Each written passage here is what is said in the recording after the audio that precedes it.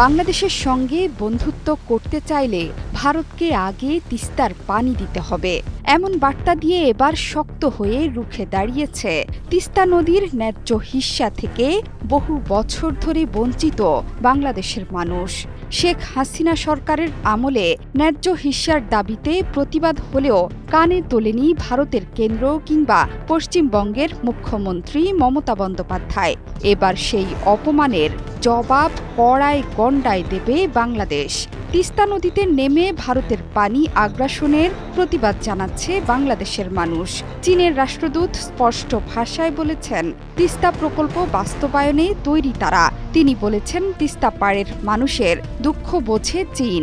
সরকারের green signal পেলেই তিস্তা নিয়ে কাজ শুরু হবে। তিস্তা নদীকে ঘিরে প্রকল্প শুরুর বিষয়ে বাংলাদেশ সরকারের সাড়া পেতে জেনেক্সে শিফট করো, লাইফকে লিফট করো। 2 বছর ধরে অপেক্ষায় ছিল চীন।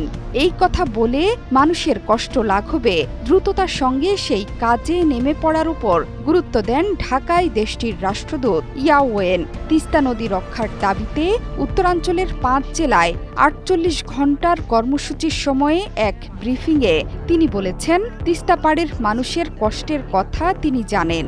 চীন চায় এই প্রকল্প দ্রুততার সঙ্গে বাস্তবায়ন হোক। বাংলাদেশের অন্তর্বর্তীকালীন সরকারের সঙ্গে কাজ অব্যাহত রাখবে চীন।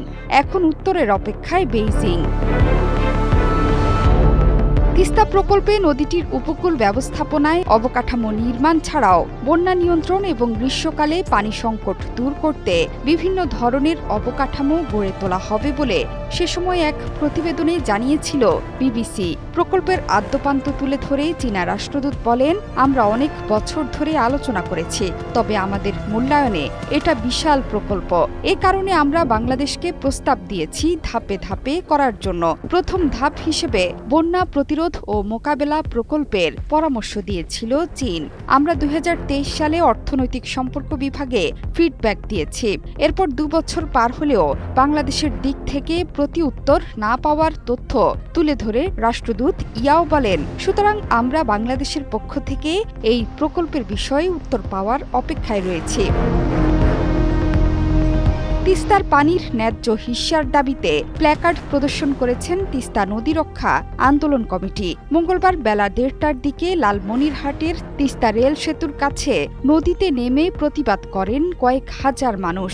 আন্দোলনকারীরা বলেন, ভারত বছরের পর বছর ধরে তিস্তা নদীর পানি একতরফাভাবে প্রত্যাহার করেছে, যার মাশুল দিচ্ছে বাংলাদেশের 5 জেলার অন্তত 2 কোটি মানুষ।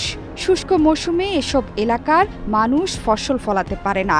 আবার বন্যার সময় হঠাৎ করে পানি ছেড়ে দেওয়ায় ভাঙ্গনের শিকার হচ্ছে নদী পাড়ের মানুষ। জোহরা চৌধুরী সেতু, 71।